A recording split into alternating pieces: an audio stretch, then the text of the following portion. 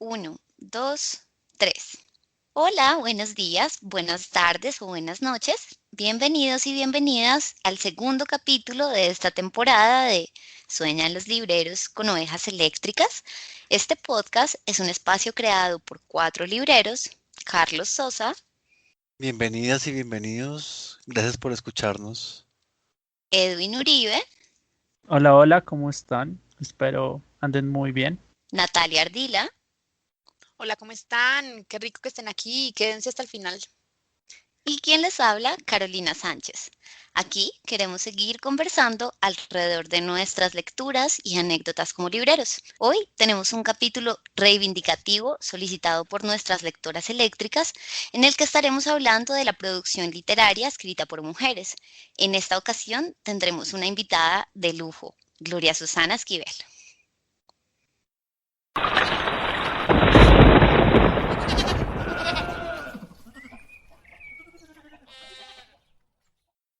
Ve. Muy bien, muy bien. Muy bien, muy bien. Sí, sí, sí.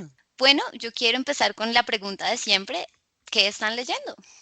Bueno, Caro, pues yo sigo con la caminadora.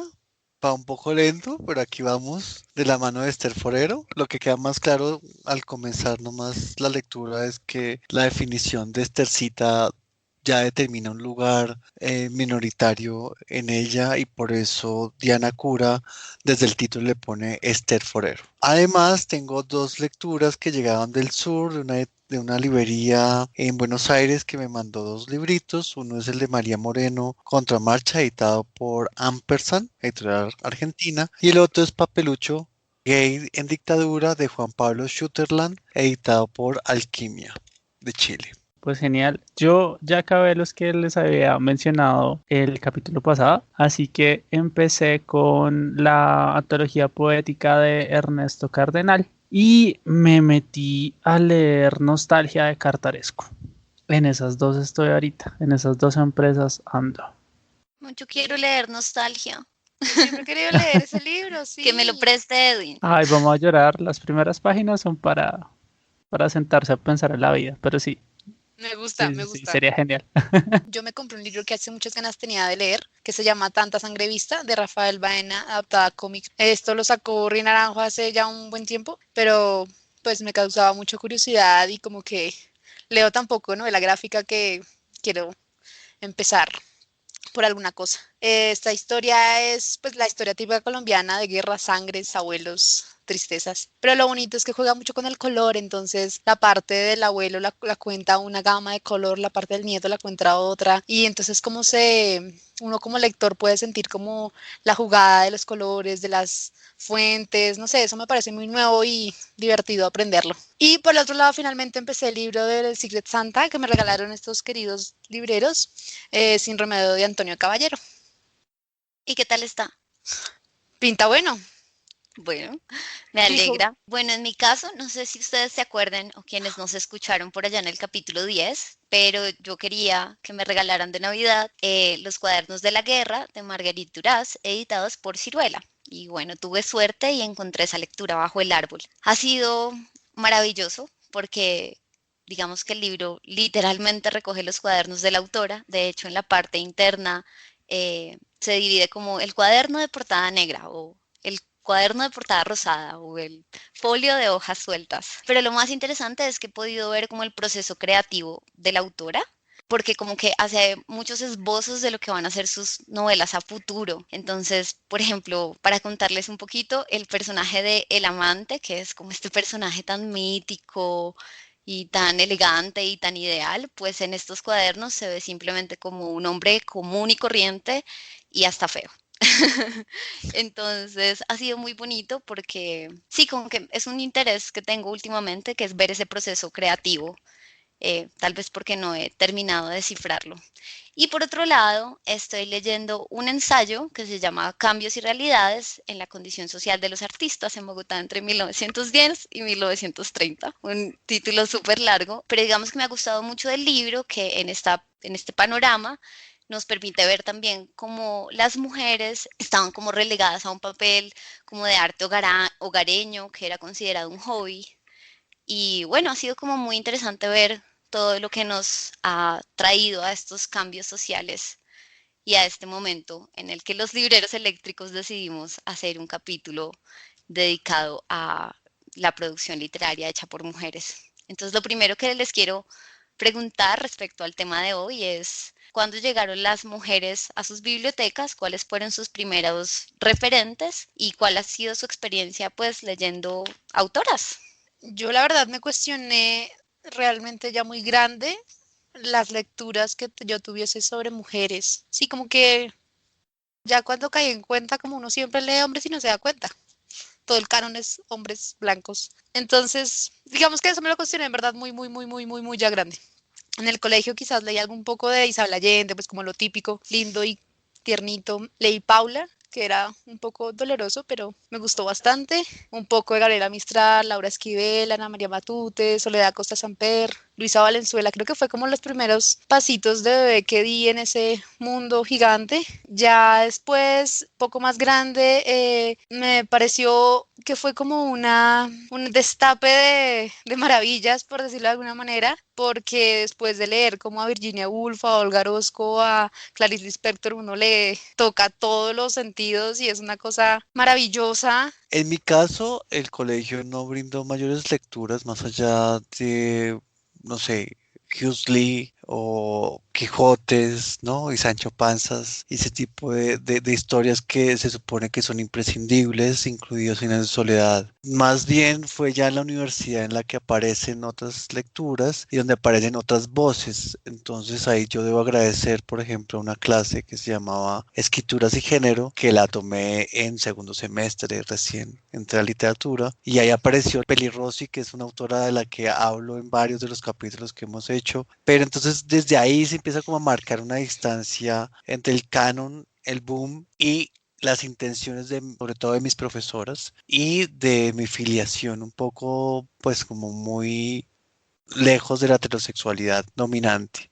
Eso me permitió, pues, reencontrarme con Mary Shelley, saber quién era María Lucía Bombal. Más tarde llegó Notón, pero en general sí tendría que decir que pasados los 20 fue que conocí esas voces y desde entonces es difícil no tenerlas presentes. Yo siento que todos tenemos el mismo panorama. Realmente como que las mujeres llegaron algo tarde en términos literarios a nuestra vida. En mi caso, haciendo un rastreo como de esto que íbamos a hablar, tengo dos autoras que me acompañaron desde muy pequeño. Una que es Christine Nostlinger, perdón si lo pronuncio mal, y la otra que es Julia Mercedes Castilla. Christine, que me acompañó con un libro que amé toda la vida, que es Las aventuras de Franz. Y Julia Mercedes Castilla, que escribió un libro que también recetan mucho en el colegio y muchas personas de pronto que escuchan esto lo van a recordar y es Aventuras de un niño en la calle. Y de ahí para adelante ya la cuestión fue como yéndose hacia otros lados y en la universidad fue donde amplié más el rango de autoras, donde empezaron a salir tanto autoras colombianas como ya de otros hemisferios. María Mercedes Carranza, Meli Yolanda Sánchez, Adelaida Fernández Ochoa, también últimamente, y una autora que estoy ahorita recomendando mucho, una italiana que se llama Daria Vignardi, que tiene un libro muy interesante que se llama Historia de mi ansia.